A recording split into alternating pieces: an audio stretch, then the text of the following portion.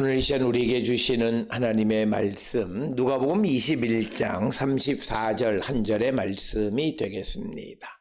누가복음 21장 34절 한 절에 있는 말씀 한 목소리로 합독하시겠습니다.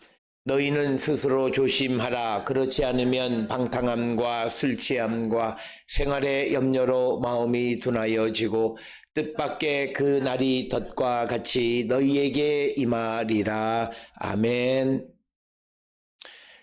오늘 우리에게 주시는 본문의 말씀에서 생활의 염려로 마음이 둔해지면 안 된다라고 하는 겁니다. 그래서 염려를 버리자, 이런 제목의 말씀을 정했고, 염려라고 하는 것은 사람의 마음이 여러 갈래로 갈라지는 것을 염려라고 합니다. 그래서 그 사람의 생각, 감정 이런 것들이 나뉘어진 것을 우리가 염려다 이렇게 이야기합니다. 우리가 성경에서는 염려는 두 가지 염려가 있는데, 하나는 거룩한 염려, 하나님의 나라와 그 일을 위해서 염려하는 거룩한 염려가 있고, 또 하나는 오늘 우리에게 주시는 본문과 같은 아무 소용이 없는 무익한 생활의 염려입니다. 그런데 우리가 생활의 염려 가운데 있으면 그 사람의 마음은 둔해집니다. 생활의 염려에 짓눌리면 그 사람은 하나님의 뜻을 제대로 알 수가 없습니다. 더더욱 하나님의 뜻을 살아가지도 못합니다. 우리가 쉽게 이야기해서 내가 먹고 사는 문제를 중요하게 생각하고, 그래서 그것이 우선이 되면 먹고 사는 일을 위해서는 수단과 방법을 가리지 않고 옳고 그름의 분별력 없이 그저 내가 먹고 사는 문제만 해결하려고 하므로 그가 결국 마음이 둔해져서 무엇이 옳은지 그른지 분별하지 못하고 살아갑니다. 오늘 우리가 살고 있는 이 시대, 특히 우리나라의 60대 이상이 되는 사람들의 삶의 가장 큰 특징은 어려운 시대를 살아오면서 살아가는 것, 생활, 이것이 중요하다고 생각을 해서 어떻게든 수단과 방법을 가리지 않고 재물을 모으려고 하는 삶. 우리가 기독교가 우리나라에 100년 이상 되어졌지만 그 생각을 바꾸지 못했습니다. 그렇기 때문에 사람들은 먹고 사는 문제에 대해서는 무엇을 해도 된다고 생각하는 그런 착각에 빠져 있습니다. 그래서 그들이 오랫동안 신앙생활을 하고 하지만 이 생활의 염려로 마음이 둔해져서 결국 하나님의 은혜를 받지 못하고 살아갑니다. 우리가 세상을 살아가는데 물질이 필요한데 물질을 어떻게 공급하느냐, 물질을 통해서 물질을 공급하는 방법도 있고, 내가 돈은 없지만 그러나 그 물질만큼의 혜택을 받는 방법도 있어요. 이게 신앙의 신비예요. 그런데 사람들은 돈에 딱 묶여 있어요. 돈의 노예가 돼요. 돈의 노예가 된 사람은 마음이 둔해졌어요. 그는 하나님을 잘 몰라요. 왜냐하면 내가 하나님의 뜻을 깨닫고 살아가는 사람이 돈을 모아 놓을 수가 없어요. 왜? 내 옆에 어려운 이웃이 있는데 그 사람을 모른 척하고 내가 적금 들고 뭐하고 해서 내가 목표를 가지고 쌓아두면서 그 사람의 아픔, 고통 이런 거 모른 척하고 살아가는 것, 하나님 앞에 바르지 못한 거예요. 왜냐면 마음이 둔해졌기 때문에. 즉 생활의 염려는 사람의 마음, 하나님의 마음을 닮아가지 못하게 합니다. 그래서 뭐든지 나로 하여금 움켜쥐게 만들어요. 탐욕스럽게 만들어요. 욕심스럽게 만들어요. 그래서 우리가 하나님의 은혜를 받지 못하고 내가 많이 가졌어도 그 가진 것의 혜택을 누리지 못해요. 오늘 우리가 살고 있는 이 시대에 보면 내가 돈을 많이 벌었어요. 돈을 많이 벌었는데 결국은 늙어서 병에 걸려서 그 돈 아무 혜택도 못 보고 죽어요. 그런 사람들이 많아요. 대부분이 다 그래요. 사람은 누구도 죽을 날을 알지 못해요. 그래서 열심히 모아놓는데 어느 날 주님이 가자 그러면 가야지. 난 못 가요. 무슨 가요처럼 난 아직 나이가 어려서 못 가요. 이런 거 없잖아요. 다 가야 돼요. 그러면 내가 번 건 아무 의미가 없어요. 그런데 내가 그때 하나님 앞에 서면 하나님은 야, 너는 내 말대로 안 살았지 않니? 우리에게 심판이 와요. 하나님은 심판을요, 네가 교회를 평생 한 1000번은 왔다 갔다 했으니까 너에 대해서 내가 좀 관대하게, 이런 거 없어요. 이방인이든 하나님의 백성이든 똑같아요. 똑같은 잣대로 너가 하나님의 공의와 정의대로 살았냐 못 살았냐. 그러니까 우리가 생활의 염려 때문에 마음이 둔해져서 하나님의 말씀의 법을 넘어서면 우리는 하나님에게 심판받는 거예요. 그러면 우리는 마지막 하나님 앞에서 우리가 소위 원하는 영원한 하나님의 나라에 들어갈 수가 없다라고 하는 것입니다. 사람이 염려하는 가장 큰 건요, 생활의 염려, 특히 이건요 욕심 때문에 그렇습니다. 탐심이에요. 내가 모든 일에 염려가 많은 사람은요 욕심이 많은 사람이에요. 우리가 예수님이 마태복음에서 산상수훈에서 무엇을 입고 먹고 마시고 하는 거 염려하지 마라. 아버지께서는 너에게 있어야 할 것을 아시고 너희가 구하기 전에 이미 너희에게 주신다. 이 말씀을 믿으면 내가 걱정할 거 없잖아요. 그리고 이스라엘 사람들은 광야 생활 40년 동안 그 훈련을 했어요. 광야에서 농사도 안 졌는데 매일 아침 만나를 주시는 거예요. 또 물도 주시고요. 우물을 안 파도 물도 주시고, 또 고기가 먹고 싶다고 불평하니까 하늘로부터 메추라기를 주셔서 먹이신 거예요. 그러니까 뭐냐면 우리가 염려하고 마음이 둔해지는 것, 그래서 내가 무엇을 쌓아두어야 되겠다고 생각하는 건 뭐냐면 하나님에 대한 믿음이 없는 거예요. 그래서 우리가 열심히 검소하게 살아갈 건 중요해요. 그런데 그 검소하게 살아가는 목적이 돈을 모으기 위해서라면 그건 틀린 거예요. 인생을 잘못 사는 거예요. 검소하게 살아가면서 내가 모은 것으로 다른 사람을 도우려고 살아간다면 그건 바른 방법이에요. 그러니까 내가 검소하게 살아가는 모습만 보고 저 사람 잘 산다 이렇게 말할 수 없어요. 검소함의 목적이 뭐냐? 내가 저렇게 열심히 모아서 내가 내 재산을 쌓아가는 것이다 라고 한다면 하나님 앞에 바른 삶은 아니에요. 세상 사람들은 열심히 잘 산다고 말할 수는 있겠죠. 그러나 하나님의 인정받는 사람은 아니다라고 하는 것입니다. 그래서 우리가 염려하는 것은요, 하나님이 나를 먹이시고 나를 길러주신다라고 하는 것에 대한 믿음이 없는 거예요. 하나님이 나를 기르시고 하나님께서 나를 책임져 주신다라고 하는 믿음이 있으면 내가 걱정할 일이 없어요. 특히 자녀에 대해서도요. 왜 부모들이 걱정해요? 하나님이 내 자녀를 잘 길러주심에 대한 확신이 없어요. 그러니까 내가 어떻게 해보려고 해요. 그게 하나님 앞에 교만함이에요. 특히 한국의 부모들은 하나님 앞에 이 교만의 죄를 줘요. 자기가 자녀들을 어떻게 해볼 수 있다고 생각해요. 그래서 하나님은 해보래지 해봤는데 애들이 나중에 다 커서 내 마음대로 안 돼요. 야, 내가 너를 위해서 어떻게 살래? 누가 그렇게 살래요? 자기가 좋아서 살아놓고 왜 나중에 와서 그걸 책임지라고 말하냐는 거죠. 그러니까 우리가 차라리 하나님에 대한 믿음을 갖고 사세요. 그러니까 부모도 자기 삶을 살아야 돼요. 그래야 늙어서 자녀들에게 기웃거리지 않아요.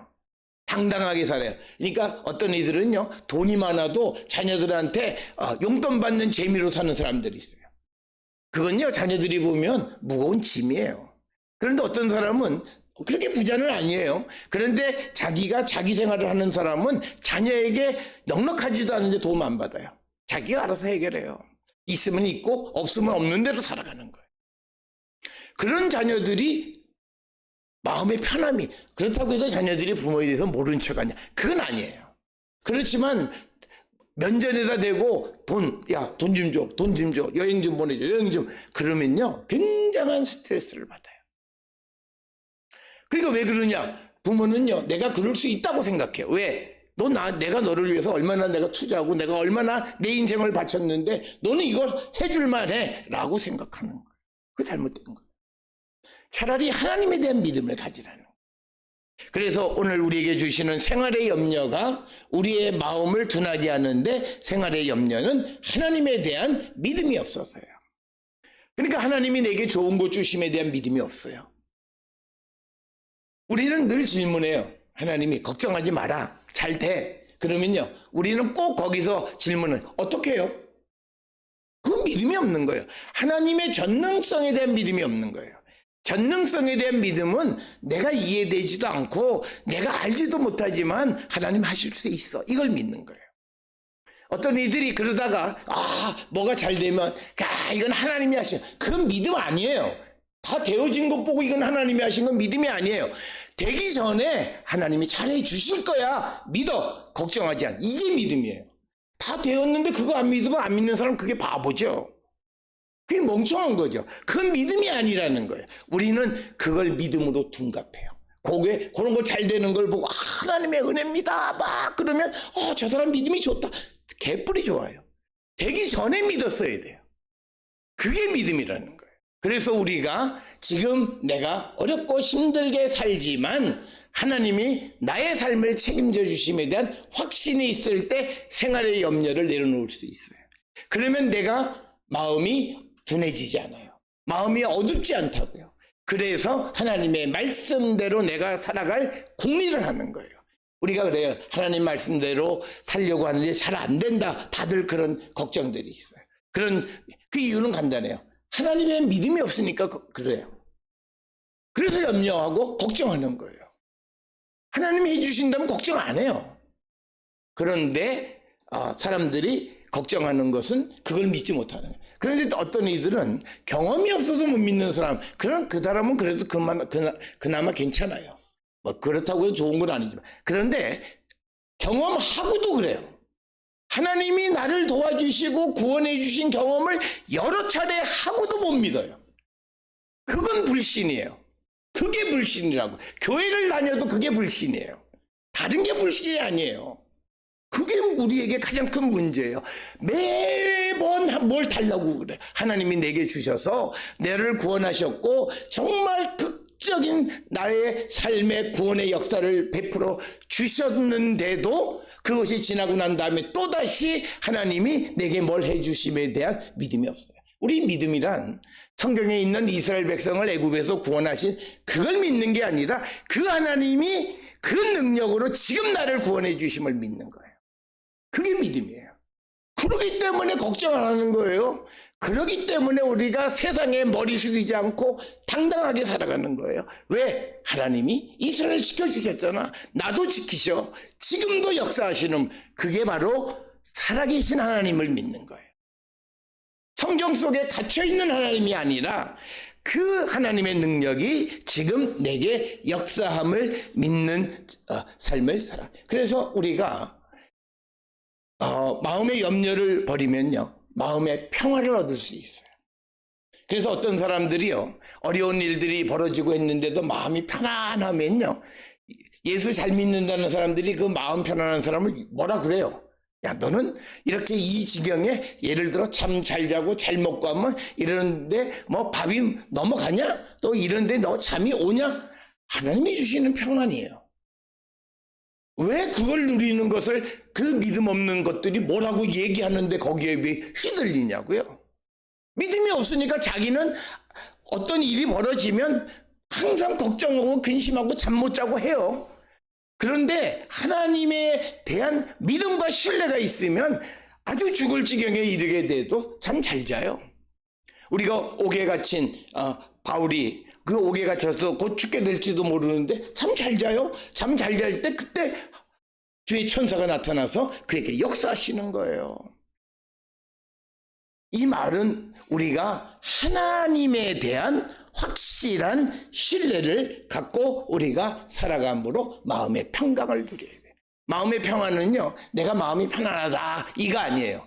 다른 사람에게 관대함으로 나타나요. 누가 나에게 잘못해도 괜찮아요. 누가 나에게 좀 잘못해줘도 용서해요, 용납해요. 아무렇지 않는 거예요. 이게 마음의 평안이에요.